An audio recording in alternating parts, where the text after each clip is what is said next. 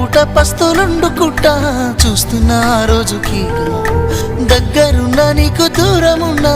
ఏడున్నా నీ వాడినేగా ఈ సీనయ్య గుంటున్నదే సినదారా నీ కోసము ఈ దూరాన్ని చెరుపుతూ తీరాలకి నిండి అందాల ఈ మానము